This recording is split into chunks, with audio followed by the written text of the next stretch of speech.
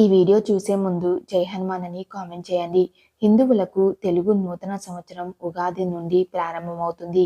మన హిందువులకు అత్యంత పవిత్రమైన పండుగలలో ఉగాది పండుగ ఒకటి.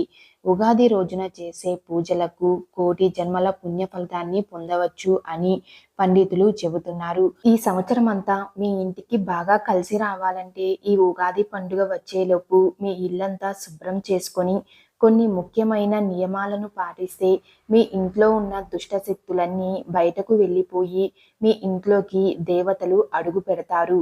ఉగాది పండుగ కోసం ఇంటిని ఎప్పుడు శుభ్రం చేసుకోవాలి, ఎలాంటి నియమాలు పాటించాలి అన్న విషయాల గురించి ఈ వీడియోలో తెలుసుకుందాం. వీడియోని స్కిప్ చేయకుండా చూడండి. మా తెలుగు ట్రూ ఫ్యాక్ట్స్ ఛానల్ని ఫస్ట్ టైం చూస్తున్నట్లయితే మా ఛానల్ని సబ్స్క్రైబ్ చేసుకోండి. 2025 సంవత్సరం మార్చి 30వ తేదీ ఆదివారం రోజు ఉగాది పండుగ రాబోతుంది.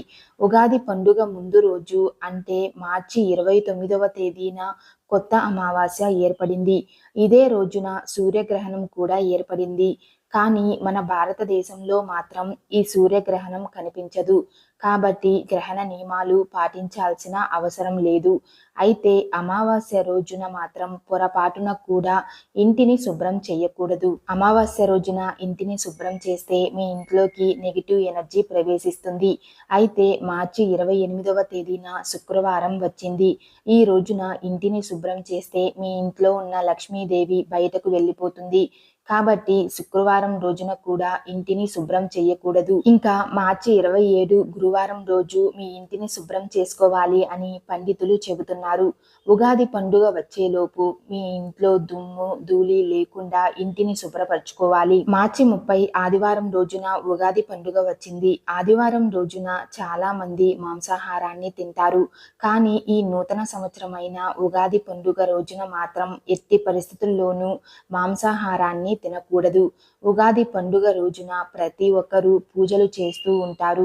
ఇంట్లో పూజలు చేసి మాంసాహారాన్ని తింటే మీరు చేసిన పూజలకు ఎటువంటి ఫలితం ఉండదు. ఉగాది పండుగ వచ్చేలోపు ఇల్లంతా శుభ్రం చేసుకొని ఉగాది రోజు ఇంట్లో పసుపు నీళ్లను చిలకరించండి.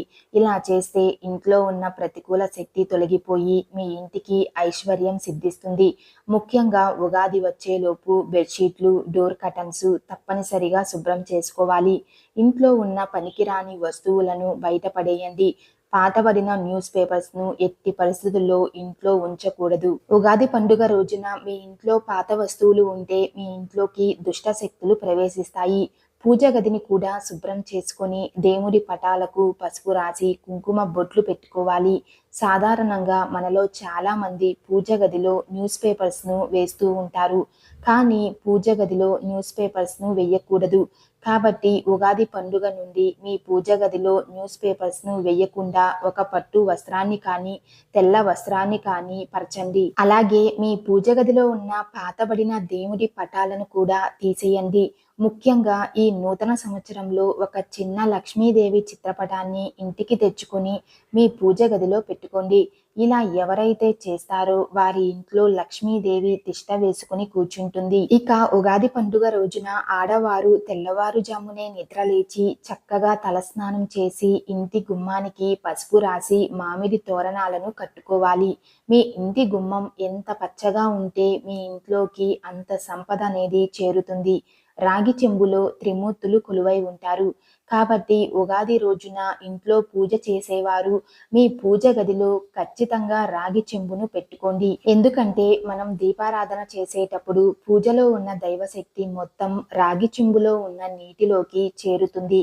కాబట్టి ఉగాది పండుగ రోజున మీ పూజ గదిలో రాగి చెంబులో నీటిని పోసి ఉంచితే మీ ఇల్లంతా దైవశక్తితో నిండిపోతుంది.